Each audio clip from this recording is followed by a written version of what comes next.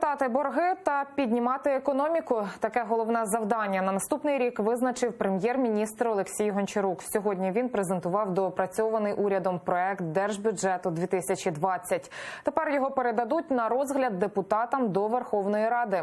Як у Кабміні планують заощаджувати на чиновниках та скільки грошей вже заклали до головного кошторису від майбутньої легалізації казино. Про це і чого ще чекати українцям докладніше розкаже Олена Стецюк. Бюджет розвитку і безпеки. Ось так уряд назвав головний кошторис країни на 2020 рік. Прем'єр-міністр Олексій Гончарук заявив, країна в складному фінансовому стані. Основне завдання – повертати борги та піднімати економіку. Виходячи з того документу, який зараз нами вноситься в парламент, ми виходимо з того, що додаткові ресурси потрібно шукати не в підвищенні податків, а в ефективності, в зменшенні витрат на державу, в боротьбі з корупцією, в зменшенні тіньового сектору економіки. Тому поряд з такою відмовою від зменшення податків ми пропонуємо, і в цьому бюджеті це відображено, ми зменшили витрати на обслуговування, на адміністративні витрати на обслуговування діяльності уряду і центральних органів виконавчої влади в середньому на 10%. Тобто ми шукаємо ефективність в собі. Утім, в уряді обіцяють більше піклуватися про українців. Зокрема, мінімальна зарплатня зросте до 4723 гривень. Це аж на 550 гривень більше, ніж цього року. На пенсії виділять 173 мільярди, тобто плюс 40%. 48 мільярдів спрямують на субсидії. Прем'єр обіцяє, усі, хто їх потребує, отримає. Фінансування охорони здоров'я зросте на 13% і складе понад 113 мільярдів гривень.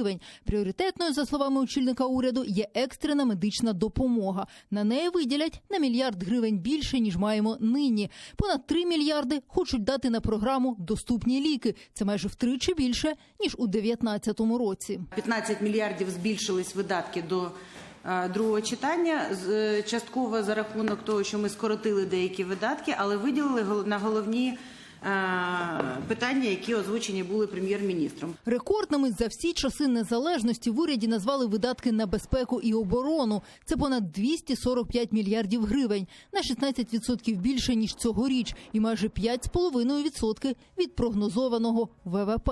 Бюджет міністерства складається з бюджету самого Міністерства оборони окремого. Це 116,1 мільярд гривень.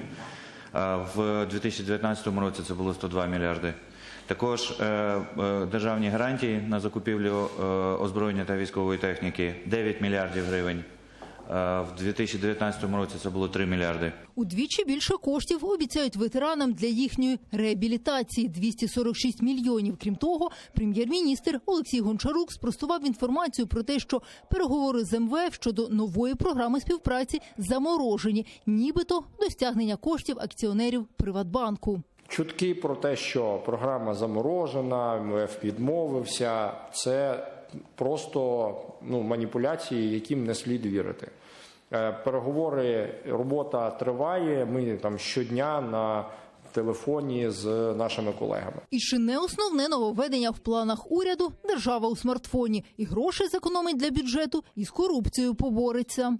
Чим прозоріші дані, чим прозоріші процедури, тим складніше красти, тим менше цієї мутної води, в якій негідники ловлять для себе цю брудну рибу. Олексій Гончарук запевнив, підвищувати податки урядовці не збираються. Надходження в бюджет шукатимуть в інших сферах. Приміром, 12 мільярдів очікують від приватизації. Гроші чекатимуть навіть від легалізації казино. У бюджет вже заклали на це 3 мільярди гривень.